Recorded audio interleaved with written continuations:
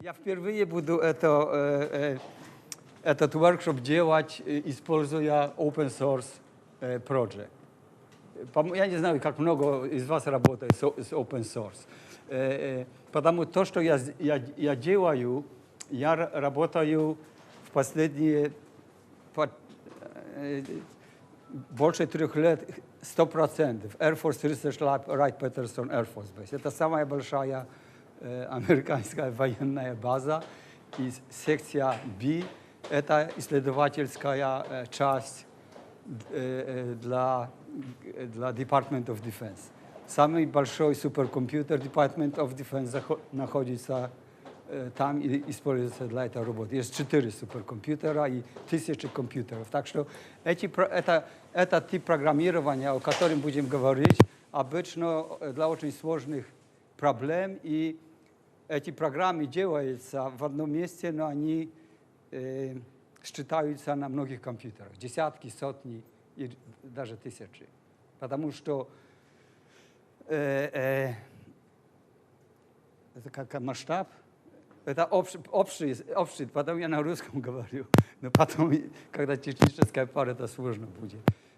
Так что в зависимости от того, что нужно, используется в сети, и эта сложность, обычно люди не понимают, что мы оптимизируем очень большие теперь сложные системы, и эти расчеты идут иногда в несколько недель. И проблема есть, как считать в несколько недель, когда сеть изменяется. Невозможно несколько сотен компьютеров иметь постоянно без изменений сети. Допустим, когда мы это разрабатывали для General Electric Aircraft Engine, для оптимизации всего двигателя для самолета, это был GE90, который используется на Boeing 777. Это впервые был использован для этих самолетов. Это было, они разработали 10 000 программ, и 10 000 программ мы использовали на 5000 компьютеров. Так что если у вас есть программы на одной компьютере, это, по-моему, не для вас будет. Но если есть сложные расчеты и хотите делать полную симуляцию, потому что некоторые думают, самолет это рассчитать и сделать. Они рассчитывают самолет и летают этим самолетом виртуально на компьютерах. И во время полета в компьютерах все нагрузки, температура, все считается, горючее, noise, все это. Поэтому это не только механическая структура, это полная симуляция больших систем. И эти большие системы, это не обязательно самолет, это может 10 самолетов, которые летят, и они должны выполнить миссию какую-то. И это тоже нормальная система, которая считается теперь сервис-ориентед. Так что мы сделали... Air Force Research Lab doesn't agree to give all that as a SORCER as open source. So, я расскажу больше, потому что в Соединенных Штатах есть такая система, если государство что-то дает деньги, то обычно результаты научные для всех. Это не можно ограничить. Так что я могу писать статьи, но не могу дать софтвера, который используется. И это есть ограничение. Так что они согласились, чтобы это в эту open source дать пока. Они говорят, мы можем дальше сделать больше, но впервые для стран НАТО, может больше потом для других. Но я точно вам скажу, говорят, но Chinese and Russians это number one enemy of United States. Forget. We spent millions of dollars to develop. We will be not giving a gift for free to those people. Okay? Поэтому я могу больше сказать, но это ядро, это в основном то, что я разработал в Техасском университете. Но когда я был на этом университете, каждые каникулы, 3 месяца я ехал с 2 студентами, и мы работали для них. И это было где-то 3-4 года, я работал каждые каникулы 3 месяца. И после этого, когда я уже хотел возвращаться в Польшу, они сказали, что я должен им помочь быть самостоятельным, и предложили мне, чтобы помочь им. Ну и так началось. Я думал, будет 1 год, уже 4-й год. Я не хочу переехать в Дейтон, Ohio, где эта база Air Force Research Lab находится. Так что я живу в гостинице. Они платят за гостиницу, за питание и, конечно, платят больше, чем университет. Так что это неплохо. Но интересно, что самые лучшие люди там, потому что люди, которые это используют, это Boeing, Lockheed Martin, General Electric, потому что Air Force Research Lab собирает самых лучших экспертов, и они вместе работают, если есть проблемы, каждый помогает каждому. Я только один компьютер-сайентист в этой группе. Все другие это aerospace engineers. Так что знаете обстановку.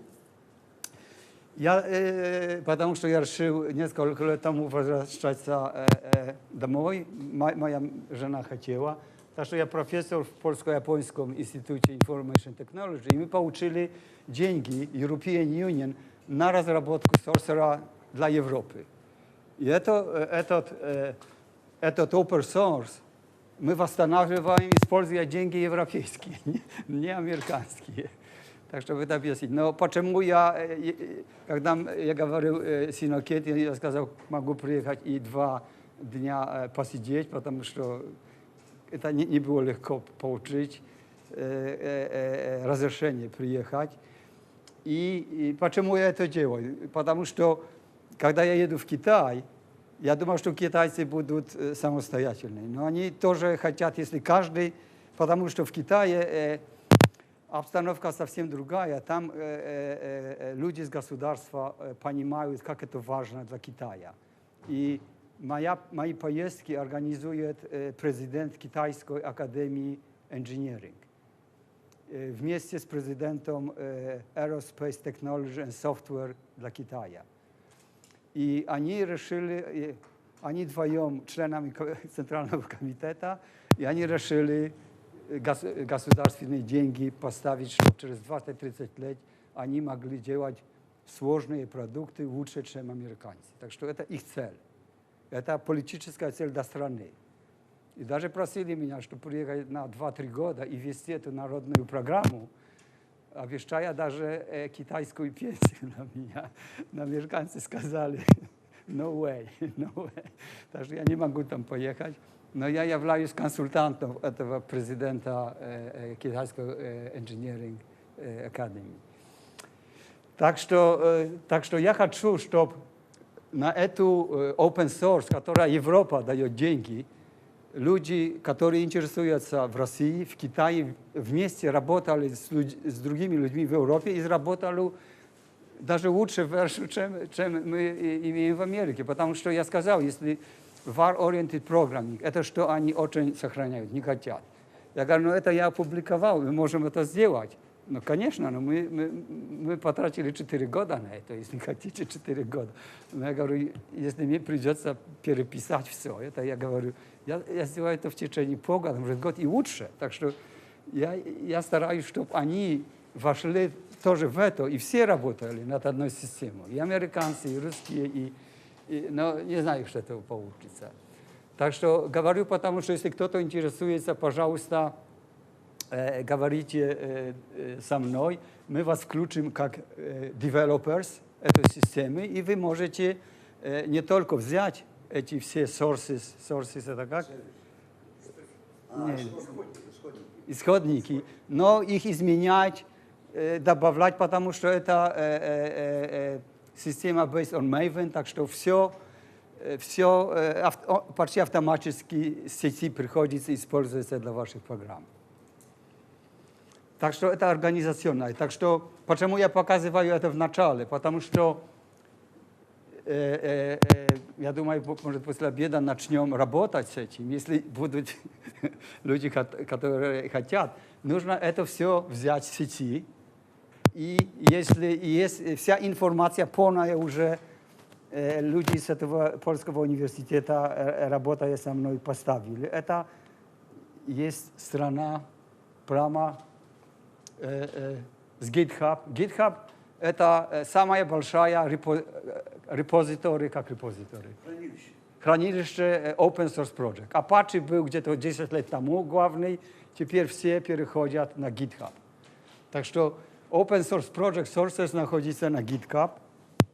И давайте поменьше там сделаем.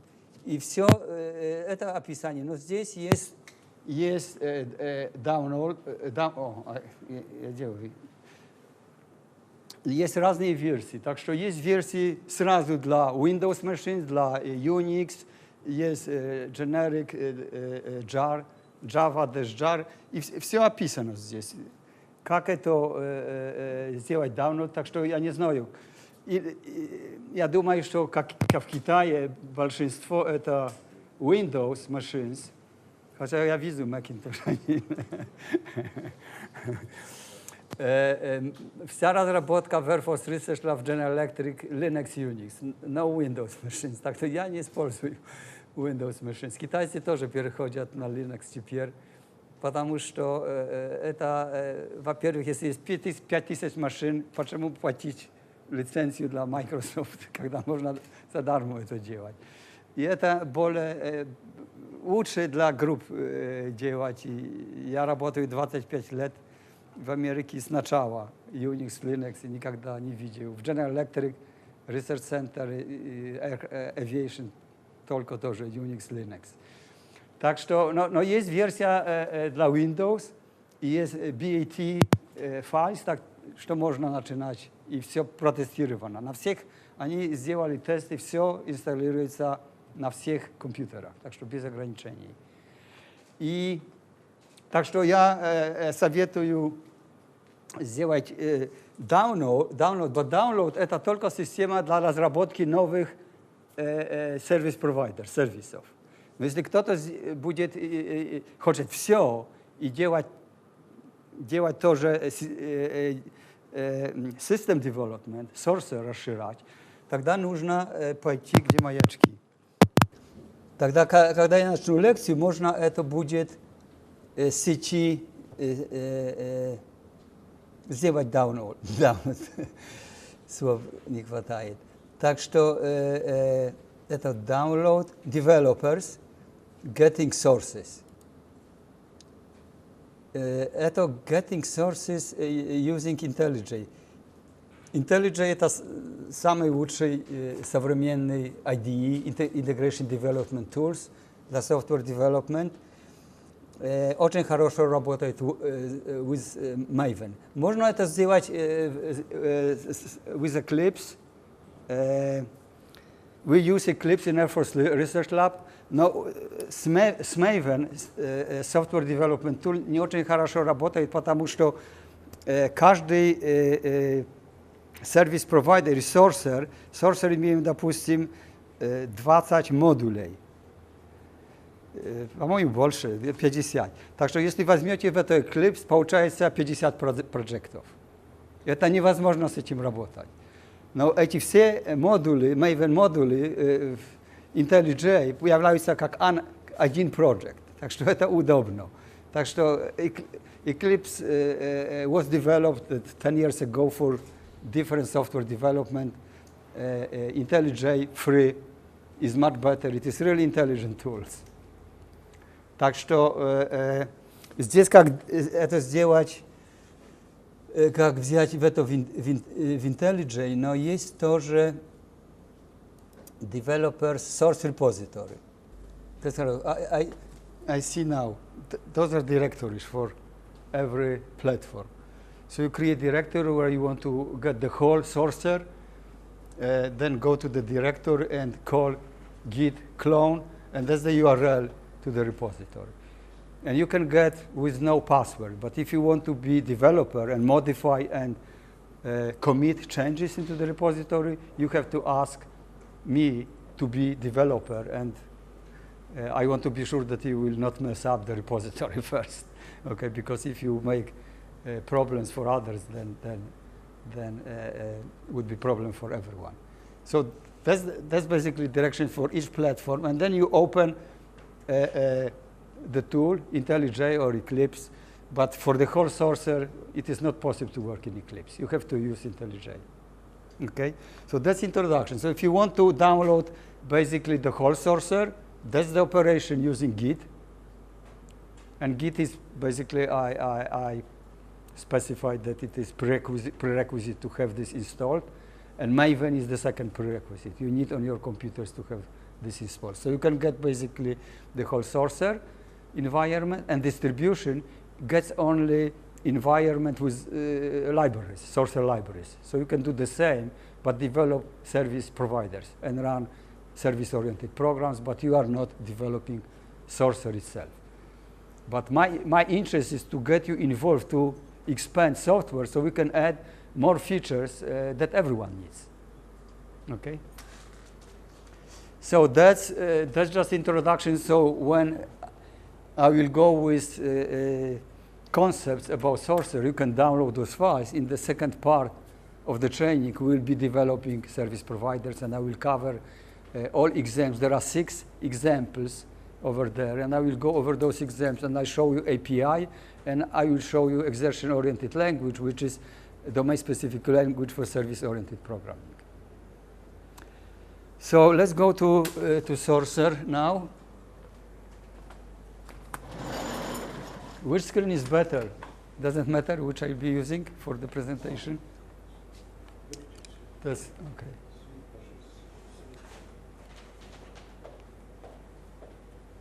Oh, that's wrong file. I got here. That's what for the training. That's what we'll be doing programmatically using basically SORCER with the examples. The touch screen. How can I get to? Oh, there is. Так что это overview, что in the beginning I will cover basically why service orientation and refer to the paper from New York Times does not compute. Оказывается, что много больших систем, которые строятся в Америке после, когда какой язык?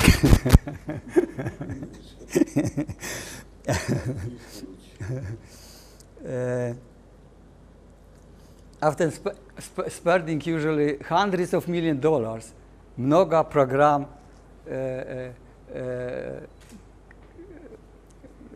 cancelled. Так что я стараюсь по-русски говорить.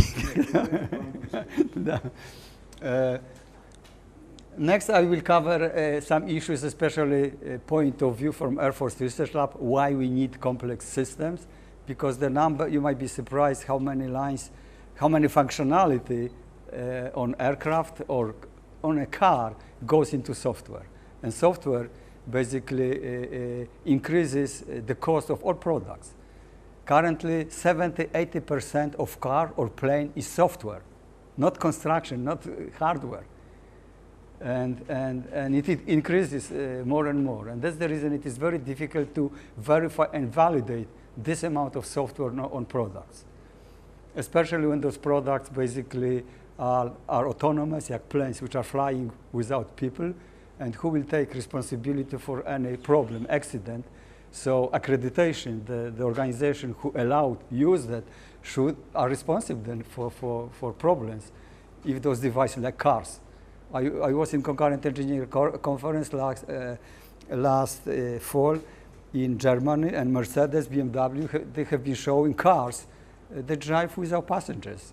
And they told me, Mike, in 5 years you can send empty car to the airport to pick up your daughter, and car will bring your daughter back. You don't have to drive anymore to the airport. But if anything will happen, there is no driver, who is responsible? Manufacturer. Then manufacturers have to really optimize and take responsibility for their product. And so there are many legal issues, very interesting, but that's what's happening. Those are very complex systems that only a few companies can build, really. And then I will go with other, so let's go, that's the terminology. So you hear basically about all those marketing, you know, instead of network computing, people now use term cloud computing. Cloud computing is nothing else, just network computing. Only virtualization takes place more extensively. But virtualization was developed by IBM in 60s, 50s, 60s, so you know, it is nothing new really. And telling that, you know, software as a service, infrastructure as a service, platform means nothing, okay?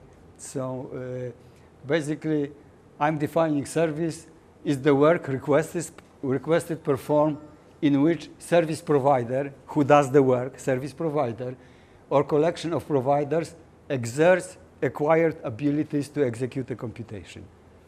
And that's the reason you will hear term exertion, because exertion comes from exerting service providers. Those who can do the work, we exert them to do computation. In service-oriented programming, true service-oriented programming, because most people who say service-oriented, that doesn't mean anything, okay? Service-oriented means like in object-oriented. In order to do any calculation, you have to create object.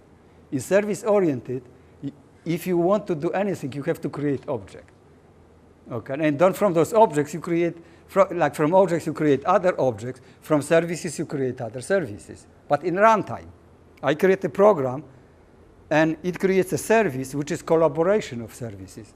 That's the reason you see here in which a service provider or a collection of providers.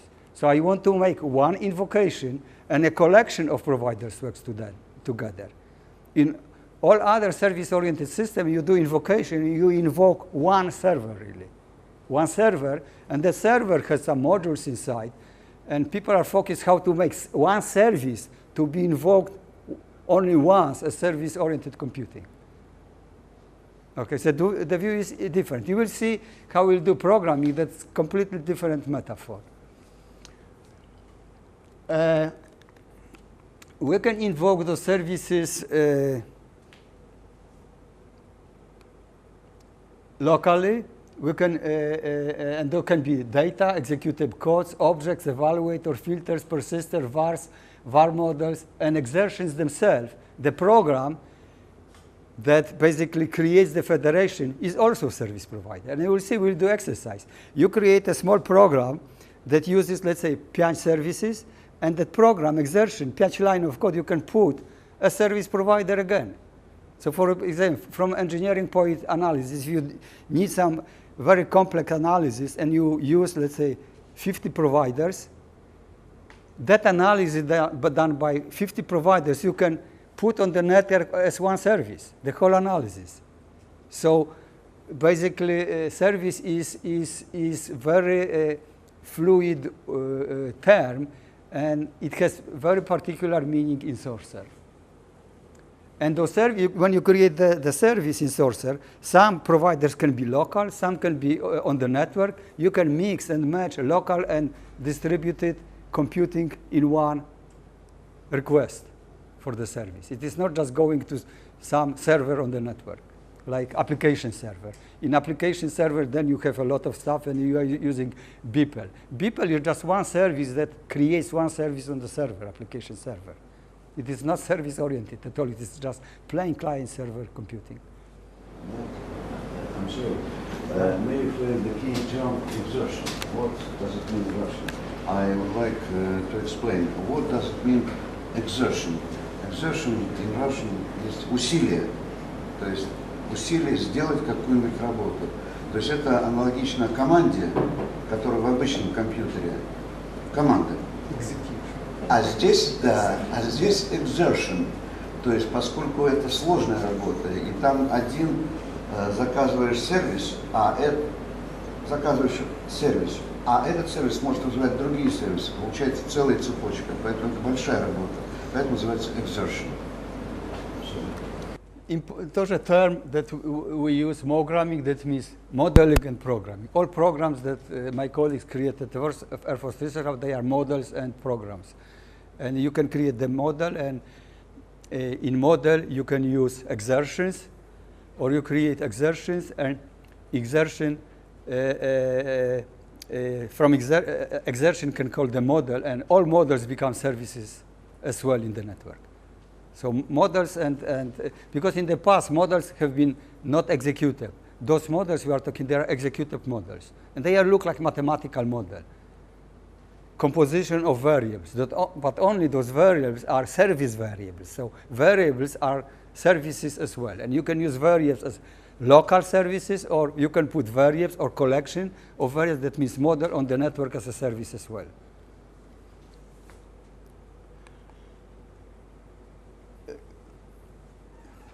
I referred to this already, but I want to just emphasize here that basically those terms are really confusing, especially recently.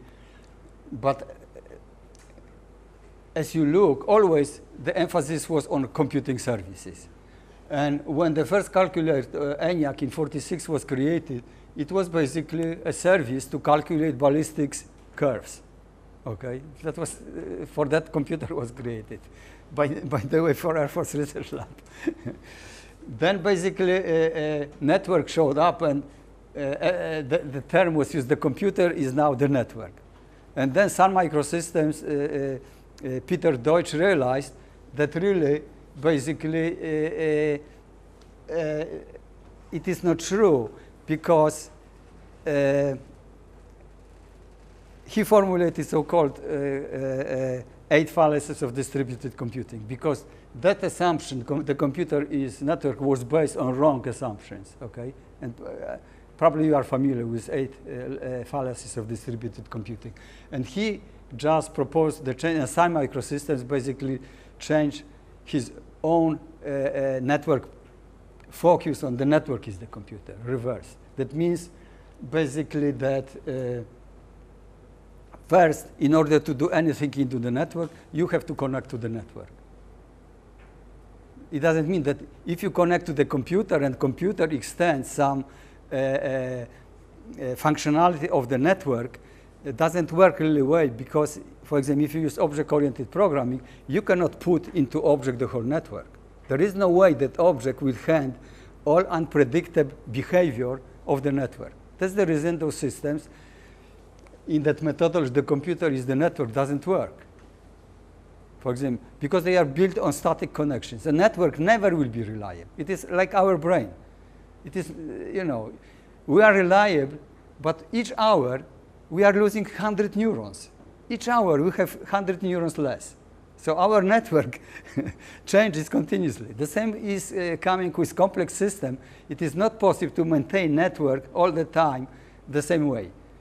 Like at General Electric, I work on that optimization of aircraft engine. We got 5,000 computers. But at the same, I was told, Mike, 20% of those computers is down. Okay, and you don't know what 20%, but you want to run your calculations, for example, 1 week. So how you do reliable calculation while network changes? 20% computers are for memory extension, operating system upgrade, additional disk is added. Always something happens with those computers. So, currently the marketing, because of virtualization, virtual machines basically, but if you look at Java or any object-oriented environment, even Smalltalk introduced, those are also virtual machines. You run on virtual machine, okay?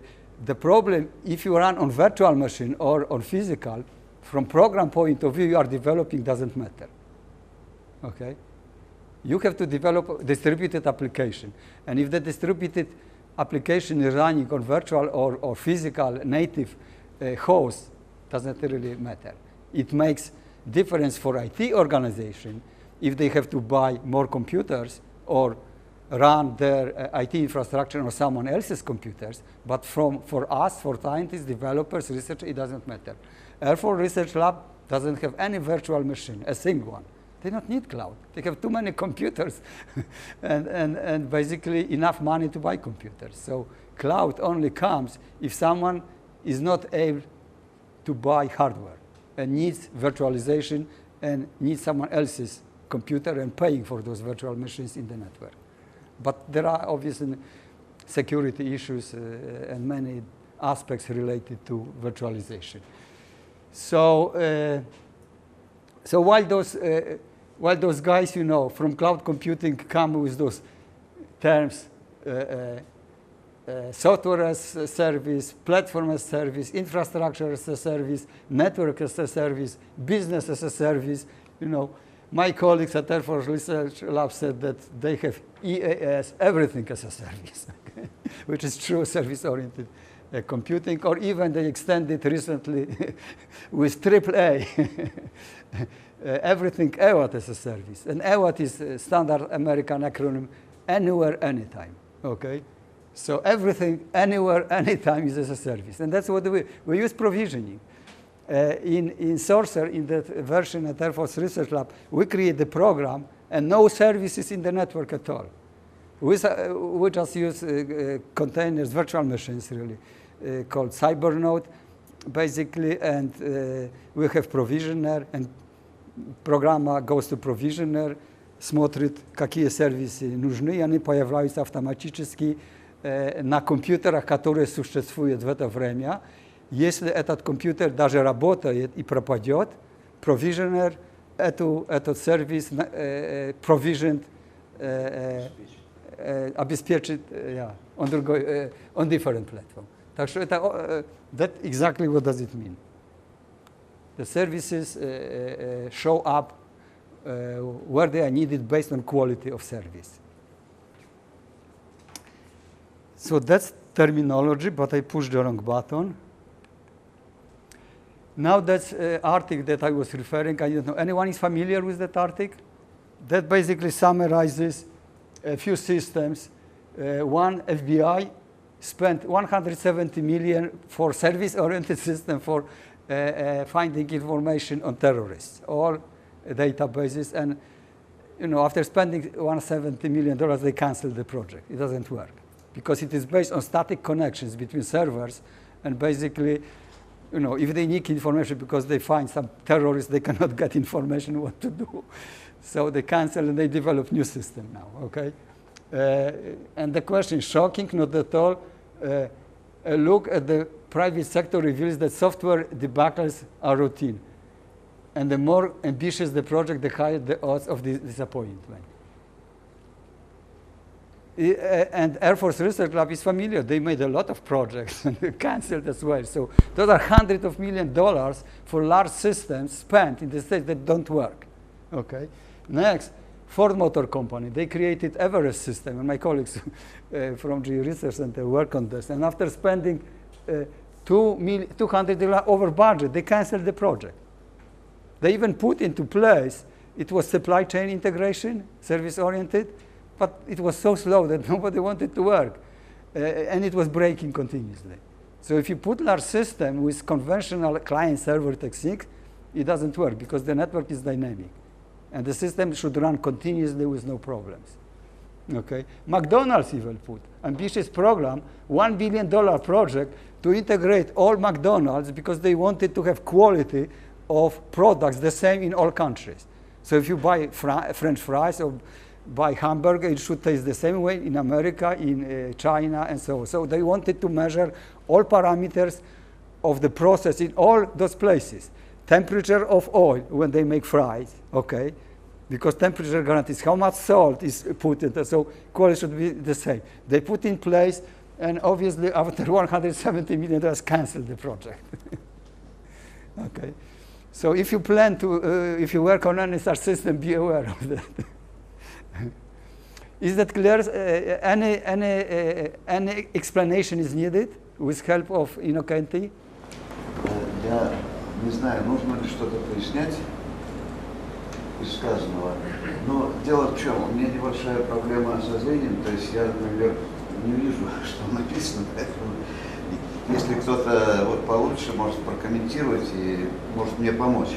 Но я единственное, что могу сказать из всего, что Майкл Соболевский сейчас говорил, но это то, что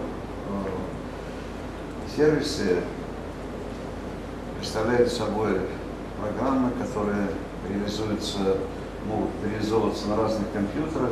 Компьютеры могут выходить из строя, некоторые могут быть и профилактики и так далее. То есть пользователь об этом не должен знать. И Поэтому специальная программа, которая называется Provisioner, обеспечивает непрерывный процесс расчетов, даже если какие-то сервисы пропадают. Такие же сервисы будут найдены в другом месте, и они подхватывают работу, и процесс продолжается. Вот. Ну, вот эта аббревиатура AWT, Anywhere, Anytime. Вот это и говорит как раз об этом, что сервис может находиться и может быть найден в любом месте, в любое время. Несмотря на то, что он может пропасть, он может возникнуть, он существует в другом месте, и работа может быть продолжена. Самое лучшее это внизу, это, по-моему, каждый, кто работает в компьютер-сайенсе, знает Edgar Dijkstra. He was Dutch, but great in theoretical computer science. He was teaching at UT, University of Texas. I was working at Texas Tech. When he was alive, I met a few times and we had the discussion. So I like his statement that computing's core challenge is how not to make mess of it. And those projects that created mess, okay? And they don't work really. Those are those 8 fallacies of distributed computing. That's the reason people do not understand. If they develop a standalone application and they are focused, like those guys, they have been working on standalone and they make modules over the network, connect over protocols and think that everything will be working. That doesn't work because that assumption for monolithic applications and developing first and then distributing is based on false assumptions. Network is never reliable and will be not reliable. Latency is not zero. That creates basically delays, like in all, like the Everest program. You know, if you have to wait 2 minutes to get data, you will go away. You will be not using that. So the limit is normally 3 seconds maximum. User can wait. Bandwidth is not infinite; it's limited, and you have to pay if you want good bandwidth. If you if you don't pay, you have to develop the right application. Basically, don't pass a lot of data over the network. Topology doesn't change; it changes constantly because old computers are retired, new computers are added. There are many administrators, so there are accessing problems on the same network. Transport cost is not zero, and the network is very heterogeneous, basically. Different hardware, different networking protocols, and so on. So that's what I told you. The network is the computer, not the computer is the network. If you assume the computer is the network, that means you think that it is true. Because it is not true. Peter Deutsch basically formulated those and said that the computing is really messed up because we have to change the mindset. They think that the network is really the computer. And in SORCER, the network is the computer. When you create service-oriented program, exertion, in exertion there is no any reference to any computer. You create a program and submit the program into the network. And all references are resolved in runtime to the existing services. If there is no services, they are provisioned. They show up on the network. So that's the focus, basically, of service orientation we are talking in the SORCER. No static connections at all. And why it is so difficult? Yeah. We have missed a question about security.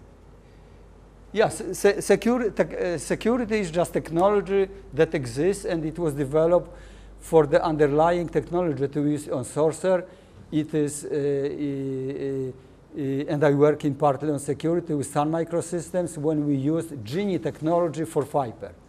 At the time when I worked at General Electric Research and Development Center, I was leading fiber project for $21.5 million for the project to create service-oriented environment for engine design.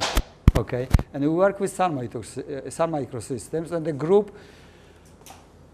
from Genie work over 5 years and develop excellent security. It is a little bit complex, but you can secure everything because everything is based on downloaded code. There is proxy verification. You cannot trust anything, but you can establish the securities needed and create secure environment. And underlying technology is Genie technology in SORCER. Only it is hidden. It is like you do networking and you use TCP/IP protocol. But as a programmer, Java or any other programming, you don't deal directly with TCP/IP protocol. The same is here. Security is basically built from the bottom. It is not like Microsoft is doing. They do development, then add patches to secure something. And it never works this way, okay? You have to put security from the bottom into the framework. So it gets always secure if you want to have this secure. And Genie technology became an open source project, and that open source project is called River. So the technology, if you want to work with security in SORCER, it is just River Security. And this open source project, and it is in Maven Central repository, all jar files, all versions. Current version was released just 2 weeks ago. Is this 2.2.1, the most recent version. So that's underlying infrastructure we use. And why it is so difficult? Why people are failing with so big projects? Because basically why we go with the platforms that we are using. And the platform basically is, again, there are many different definitions. There is only one in computer science. The platform is defined by 3 elements: programming environment, operating system, and the processor. Okay? If you have processor and you have operating system, you have to develop for that operating system. Okay? And normally you have to create, basically use some languages and dedicated to the platform. For example, like Java. Java is Java platform. We say Java, but Java, it is Java platform, and the Java platform has Java programming language, has Java virtual machine, basically, and the processor is collection of objects that you create to run your application. So it is object processor, okay? And the same analogy I will be doing for SORCER, as you will see. SORCER is a platform that has programming environment, own operating system, it has own processor. And the processor consists, like in object-oriented environment, from objects, basically that run your object-oriented programs, consists of service providers. And the difference is that the service providers sit in the network, and there is operating system that manages those service providers for the service-oriented program that we create in SORCER. It is standard computer science terminology. Only we use different terms that just to indicate that it is different platform.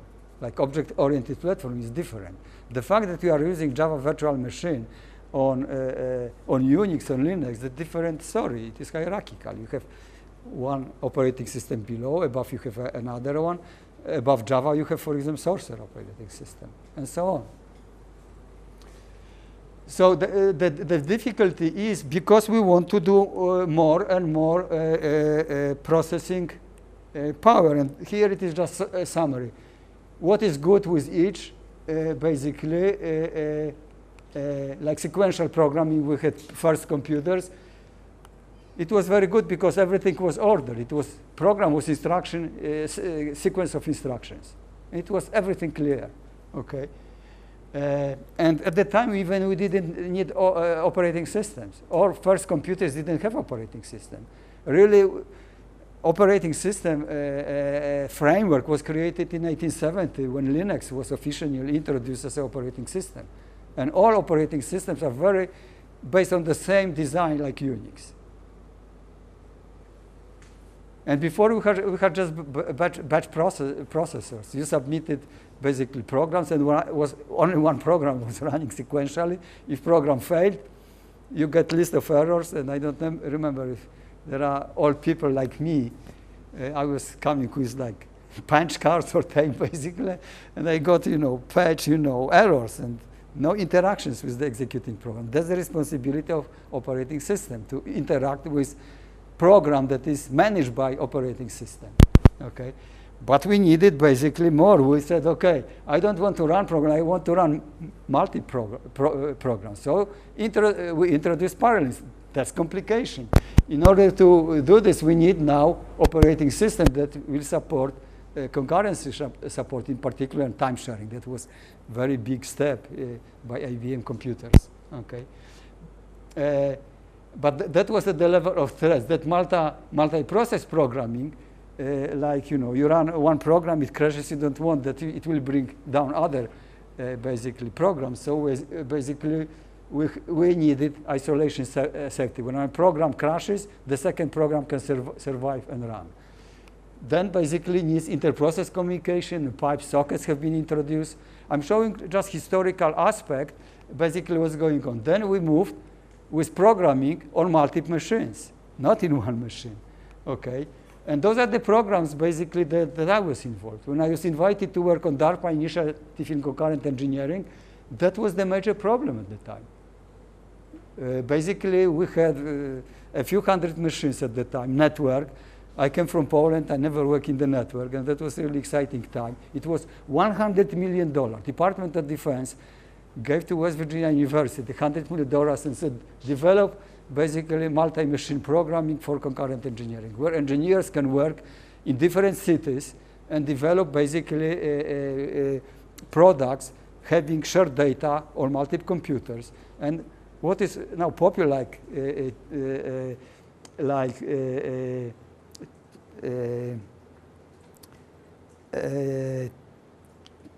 chat over TV that you use now regularly, that was first developed in that program. On DICE program, it was the first application TV basically over the internet for engineers. And those other programs, then I switched to General Electric. I was working on ChemNet, computer-aided manufacturing network, agile castings. Those are all have been funded by Department of Defense. Multi-million projects, basically. And everything was basically how to do programming in multi-machines.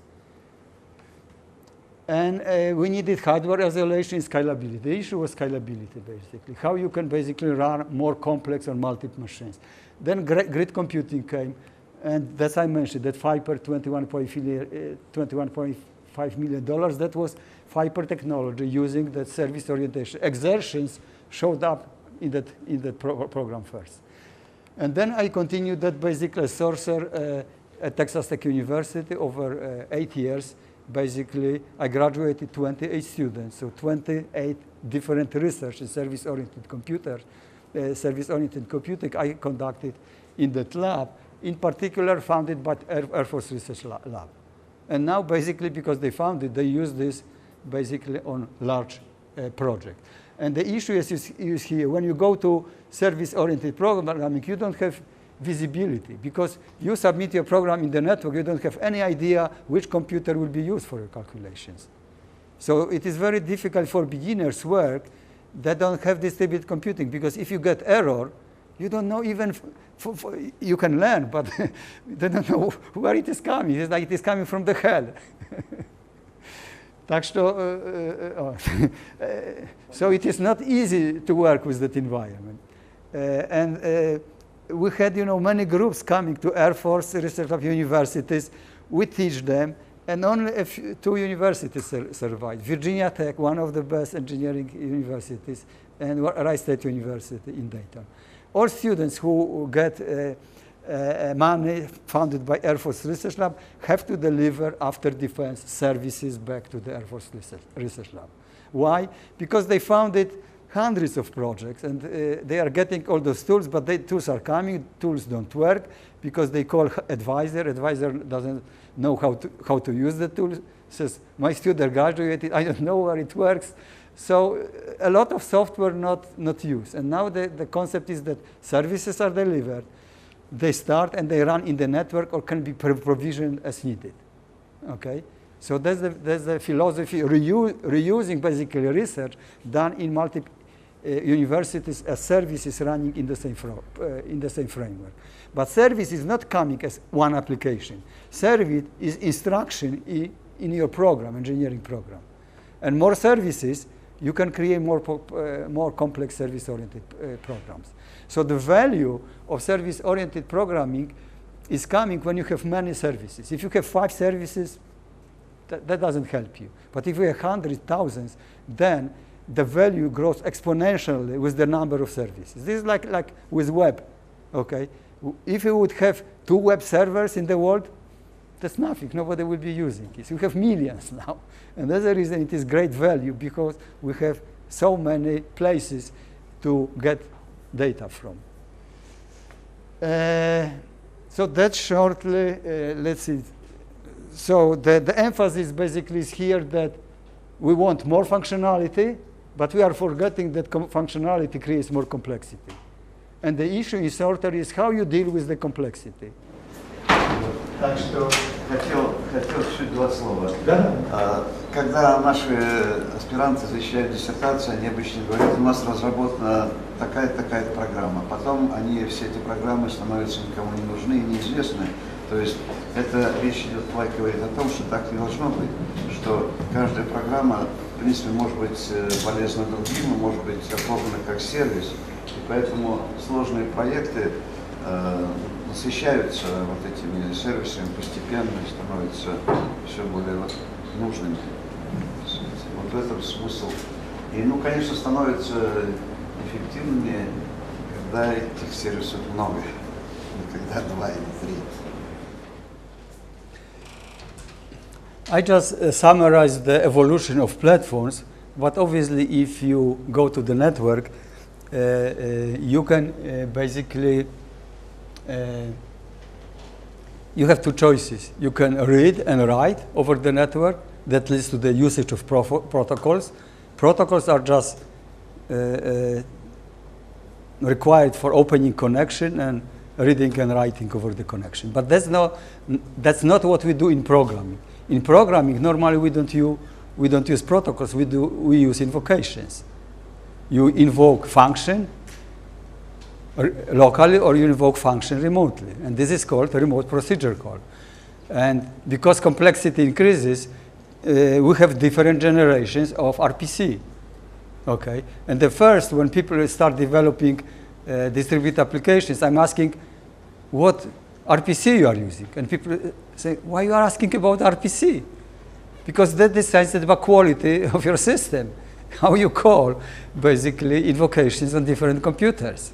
Okay, and in SORCER the issue is not invoking one computer, it is invoking computer. We don't know which computer we will be invoking, and we want to invoke not one computer but a few computers at once. Okay, so the RPC we are using is completely different than from standard client-server computing. Okay, and that's basically the summary. The first generation was RPC, developed by basically Sun Microsystems, and then that was invoking a function remotely on another computer. Okay, and what they have done, they created interface definition language basically for RPC, and it is operating system independent. Then basically object-oriented programming came, and basically Corba created by OMG that I was using at DICE at West Virginia University at 89. We have been using Corba extensively because I was using Smalltalk at the time to develop my expert talk. I was expert at the time in artificial intelligence, so I had artificial intelligence agents on different computers, and they have been talking basically over the protocol that was developed for knowledge-based representation that I developed at the time in Polish Academy of Sciences. The third generation is basically, so each generation differs in quality. So we moved just from procedural programming to invoking objects, okay, with Corba. The third generation is RMI, remote method invocation is Java. It adds behavioral transfer. So you can invoke basically something on another computer, and it does not require that another computer has some classes. You can invoke something, and classes needed can be transferred to another computer. That's different quality. That's very important quality in SORCER. In SORCER, code moves over the network where invocation needs anything or requests is passed with data, and service provider doesn't have any idea about this data. It uses only, it knows interface, but doesn't have implementation. Implementation is delivered to service provider from the requester. And we have exercise for that to see how that works in SORCER. Okay. The fourth generation was basically Genie, extensive remote invocation. It differs from RMI that there is no fixed registry for proxies. Genie uses discovery join protocols, And that's the technology that allows to find basically any service without location, without any implementation needed, and without any protocol. That's important. Jerry allows you to invoke any provider with any protocol. All those other protocols, here it was JRMP, Java Remote Protocol. Those, Corba uses IDL for that, fixed again, and IDL uses IOP, Internet Object IOP. It is IOOP. I use some acronyms that people use in the States, and when I came, I was IOP. What is IOP? If you don't know, doesn't ask me. So it is IOOP, Internet. Oriented. What? Oriented. Internet-oriented object protocol. Yeah, something like this. So that was Jerry, and the SORCER. I developed basically this federated method invocation, where with one invocation, you invoke multi-providers at the same time, and you provide the control strategy, how they collaborate. So invocation, it is not just telling where and what to invoke, but you specify how multiple invocations collaborate in one invocation. And that invocation is called exertion. But exertion is a service, because exertion is the work specified by the federation of providers. And because of that, you can take exertion. You will see we'll do in demonstrations. We'll take a program that you develop. It runs on the network, but then you can take that program and make us a service in the network as well. So there is no distinction. Everything is service. You create a request, and the request becomes obviously service front-end service, but you can put as a back-end service as well. So why those technologies are needed? Because basically we are moving to complex adaptive systems. And that's more what is a complex adaptive system, okay? So you have two examples, basically air vehicle and a car. And both of them are increasing in functionality the way that more functions are showing up in software. And that's the reason complexity very much increases. Fifth generation fighters, basically, are very complex system, and because you will see later, I will show you more details about how much software shows up in functionality of the plane or the car. In average, it is 50% of the plane is software. Software that is on the plane and software to develop the plane. Okay, but that increases. F-35, you are familiar probably, 80% of F-35 is software. Okay, that's BMW, as I remember,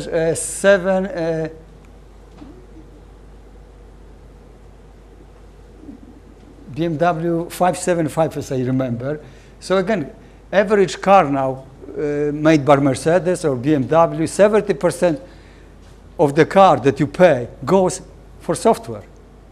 Software on the car and software to develop. And those cars have, in average, more than 200 processors in the network. Okay? So, so the complexity increases, and here it is more data. That's very interesting. If you look, basically, here the chart, those are American planes. F4, basically the plane, it has 8,000 lines of code in software, functionality. But when you go to F16, you have that percentage. So F16, more than 40% of functionality in software. Okay. When you go to F22, it is almost 80% of functionality in software.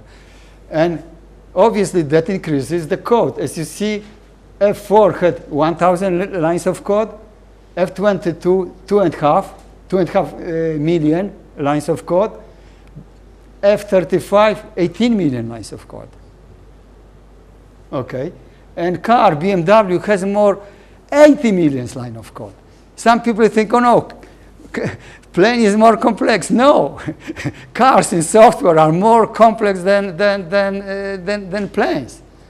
And that's the reason in Russia you don't make good cars, okay? Because car is software development. It is not just making, manufacturing basically metal. Okay, and unless, in particular, that's the reason I collaborate with, Kenti. My goal is to emphasize this and bring eventually good, young, talented researchers to help those guys here developing cars, being focused on car development from software perspective. Я могу сказать, Майк, что об этом мы говорили в 1992 году на нашем автозаводе, когда мы говорили, что вы погибнете, если у вас не будет софтвера на вашем автомобиле. Ну, в общем, понятно, что там больше половины стоимости – это программное обеспечение, не железо, не корпус автомобиля, не все. А вот начинка компьютерная.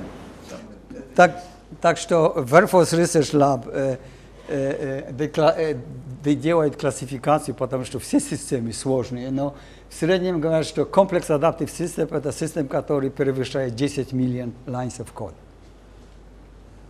Так что SORCER – это обычно для таких случаев, когда это большие системы, не маленькие. Что теперь важно, и большинство людей не понимают, что у нас нет, я по-русски начал говорить, что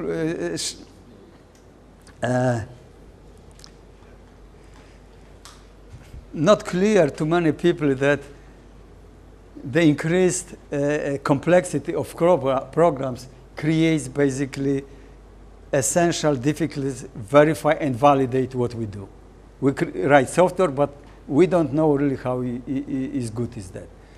That plane that I'm referring here, F-35, it is still under development, okay? And that code was tested over multiple years. The money was increased. So currently, those are billions of dollars, okay? And they said, stop, we cannot give more money for testing the stuff. You have to develop different technologies to create software, okay? And the problem is, if you look, they analyze, you have practically 4 or 5 errors per, those are kilobytes of lines of code, okay? If you multiply how many lines of code they have, currently, they know they have 1,800, about 2,000 errors on that plane. And plane is flying, was tested heavily over years, a lot of money spent, and they know that they have a lot of errors. So the perception in complex adaptive system is that errors always will we have in the programs. That's how people, we always make error, but we survive. So complex adaptive systems have to survive, and error is a normal side effect that system has to recover from the error. It is not possible to make software with no errors. How we can ensure the reliability of the complex adaptive system? Reliability is the main issue. Yeah, you need new frameworks. That's what I'm telling you. You need services that run, and you need monitoring services that will recover and use another service to, like if you make mistake, you realize and you do differently something, yeah? So the issue is that for each solution, there are multiple solutions. And the issue, and that is related to structuring, you need a lot of services, and from those many services, there are many different paths to do the same. If you go one path first, you will go another path, okay? And you have meta-information, meta-services to those services. You need architect differently, because the conventional programming was no errors, and you test to eliminate 0 errors. Now we are saying, if you go to complex adaptive systems, error is normal thing, and system has to live and recover from errors. Okay? Automatically. Yes, yes. So error is not bad thing. It doesn't mean the system fails. It just has error. Okay. And And by the way, I don't know if you know, but they designed F-35 before software came. And now they realize that it is very bad design. They don't know what to do with that plane. The issue is with overheating. They are burning. Okay, they cannot. So much heat is generated that after, let's say, 10 minutes of flight at low altitude, basically they burn. They have to go up to cool down because higher is cooler, and go down, and they can fly again. So now that's multidisciplinary. I work in that multidisciplinary science and technology. One discipline that was added, thermodynamics. So when you design the whole structure, the energy generated is very important element in design, and normally people don't take into the account. So much heat is generated because more electronics, more computers, more actuators, that creates a lot of energy, basically. So that's basically about, yeah, and important. That's fine. So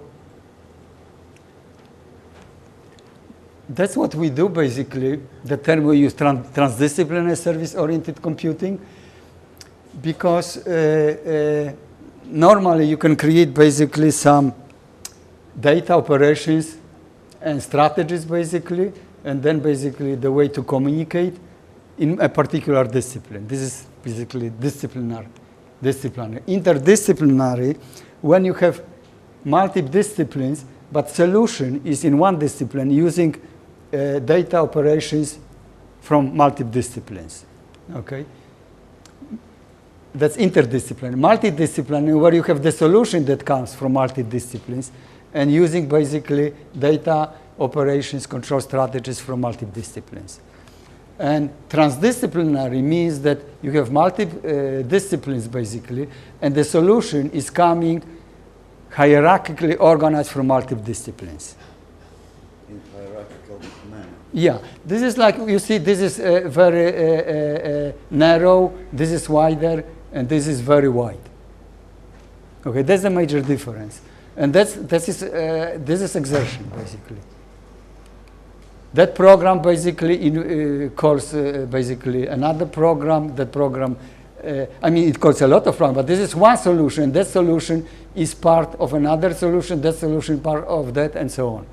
So, the analogy is like, for example, if you have basically the program, you can execute this program in operating system issuing a command. Okay. If you want to invoke multi-programs, you can write a script. And the script becomes front-end program. I want to now differentiate front-end programming and back-end programming, because mostly what we have started doing the past 20 years, only back-end programming. Only administrators, system administrators use scripts basically heavily to integrate different programs running on the same or even different program. So this is a kind of script, like Unix script. SORCER script is called netlet because that script is executed by the network. You don't know who will be executing in the network. So the term netlet is a script interpreted. So SORCER programs can be written, you don't have to even compile. Okay? And call on the command line, and it creates federation and runs federation of services. And you can take that netlet script and put as a provider, as a service on the network. So here the emphasis is on the term netlet as a service-oriented script, which is executed by the network, and the fact that basically we span data operations tools over multiple disciplines. Okay, and those are a few slides I got permission to show you, but I cannot give you. That's what I was told. Basically, when you do revolutionary aerospace vehicle, okay, you go from very diverse vehicle. You go very high flying, very far, faster, to very low. Like this is, you see, this is on the finger. This is like fly. Yeah? You see, this is finger. This is so small. So you can design now. Да, На пальце. комара. Это палец. И они имеют камеру, и допустим, большой самолет может сбросить 1000, и они делают, собирают информацию по территории. Даже номер оружия, если есть этот солдат, может передать. Так что можно исследовать. Есть больше, есть такие, как птицы. И такой самолет может, он выглядит как птица, сидеть на дереве через неделю, собирать информацию, может иметь маленькую бомбу и может влететь через окно, дверь и ударить в человека, в террориста, и нет, не нужно стрелять теперь. Так что нужно проектировать, дело в том, почему complexity. Обычно проектирование делают люди в основном they use historical data, like car. There is one car, they make better car because they have the previous car. If you design innovative solutions, what they say revolutionary, they are designed the first time. There is no historical data. If there is no historical data, the number of configurations you have to calculate goes to thousands or tens of thousands. And then you need computing infrastructure to run that automatically. Okay? As you see, like geometry of plane flies. This is the same plane that can have long wings or shorter, it depends of the mission it can do. Okay? Those are basically large deformations, very long wings, never designed. And those are hypersonic, above, let's say, 15 Mach aeroplanes, and they are completely different physics. And as you read here, that multidisciplinary science and technology, the motto is physics to flight. So they build basically, all those my colleagues from aerospace, those Boeing, NASA, they build differential equations system, physical models, which are going with more and more variables. The number of variables on those design exceeds billions of variables. We run a design that contains more than billion of variables. So the only way to investigate, each variable is a service. Simulation, the only way to create innovative programs. So that's basically the issue why service orientation is needed. And from the same services, they do different physical services. You can basically adjust any model you need, basically, and they vary. Because there is no historical data, you need to do much more computations. And it is not just one version, as I told you, thousands. And that's the reason it runs weeks or months, basically, to come up with a good optimized solution. The issue is not just compute something that flies, it should be optimal. And those are, I was talking about multidisciplinary science, those are all disciplines basically that take into account. And so people are sitting basically in different buildings, developing those services in different buildings, and basically those services are used in that optimization process altogether. So this is, RQ is basically acronym for aerospace systems. This is the directorate I work. And so multidisciplines, coupling, and fidelity.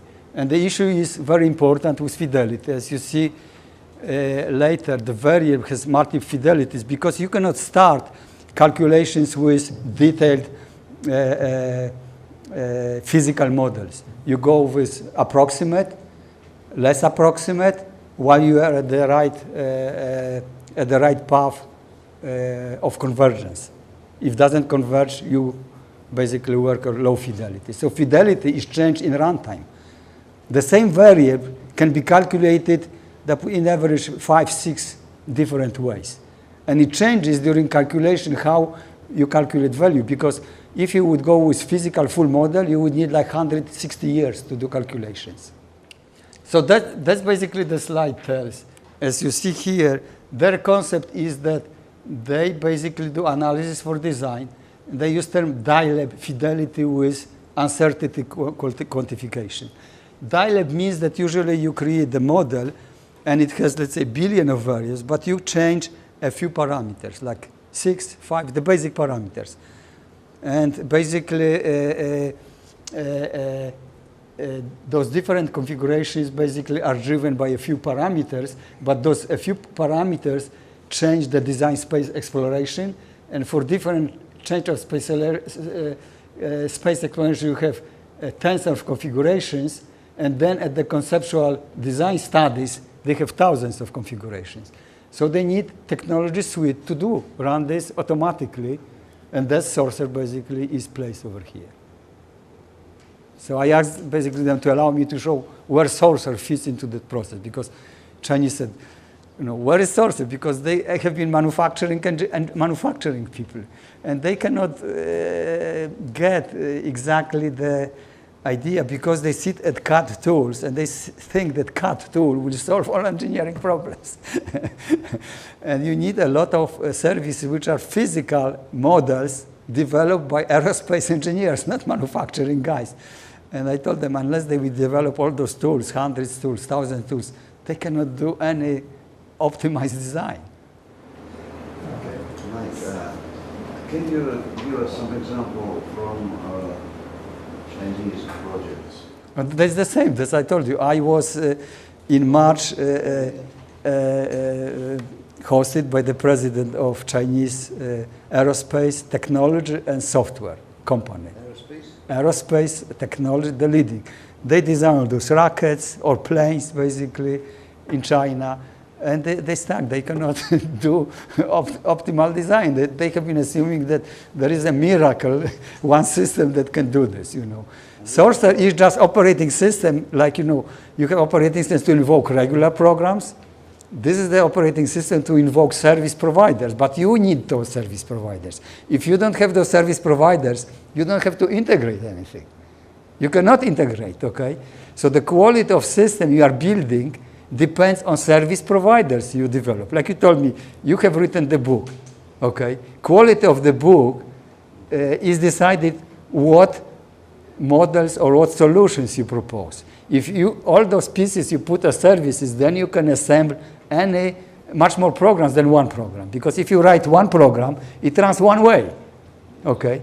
Because you have those dial-up solutions, it changes the number and what services are used. You run the same model. Yeah. You run the same analysis, and you run, for example, 50 services. You change fidelity, you run 500 services, okay?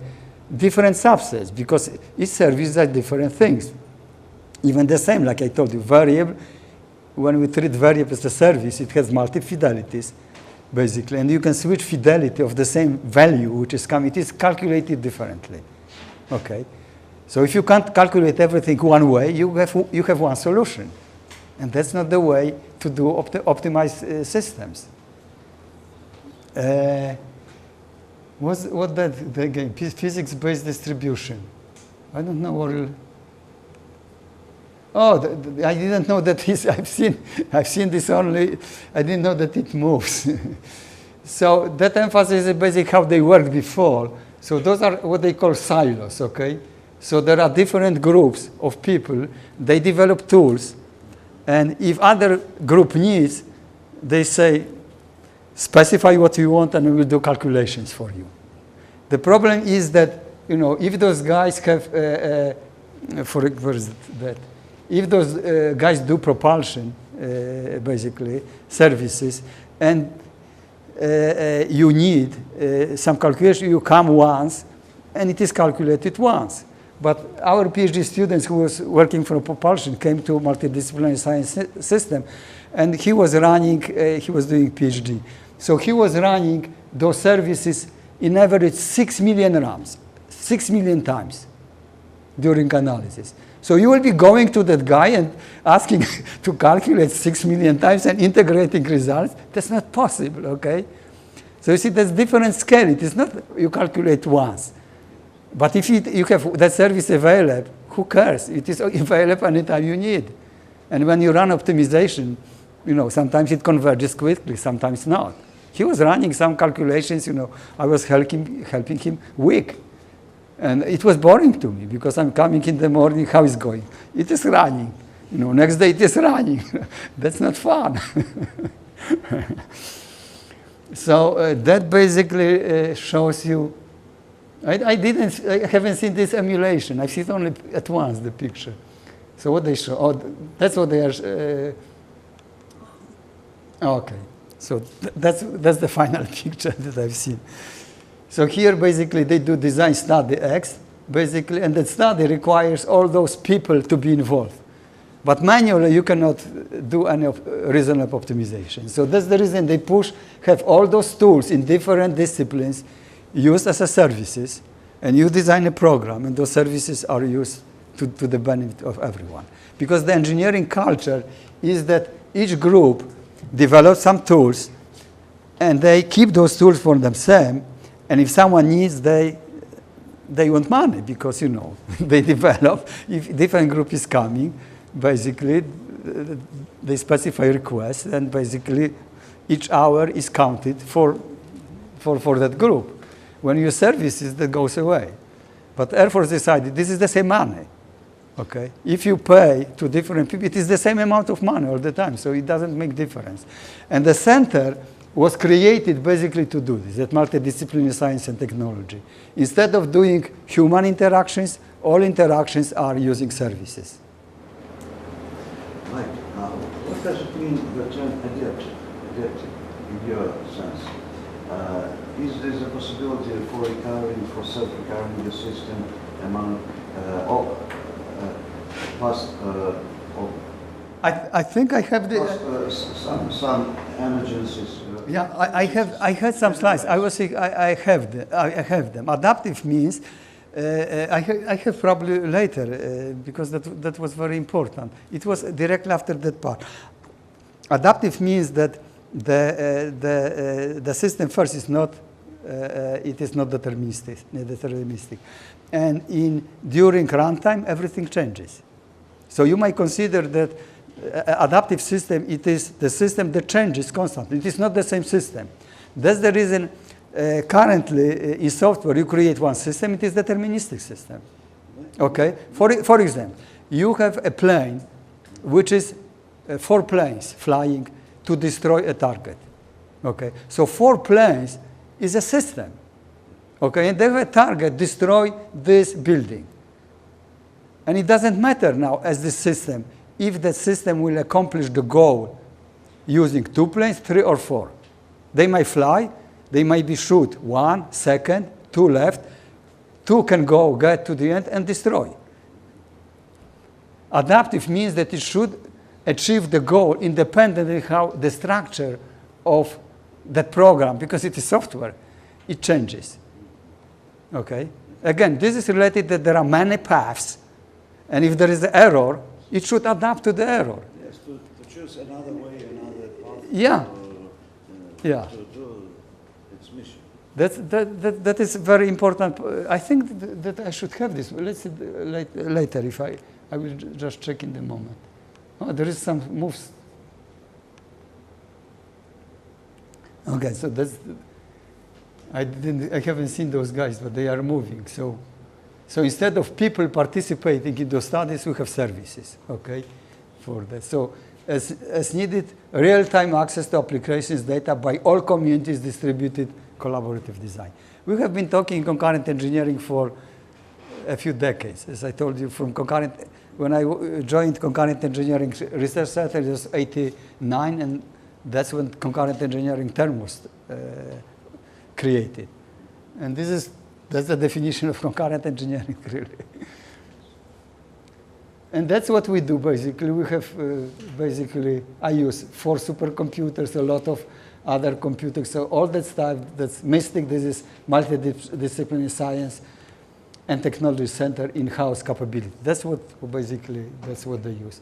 So seamless access to all methods, models, data, and compute resources across the network.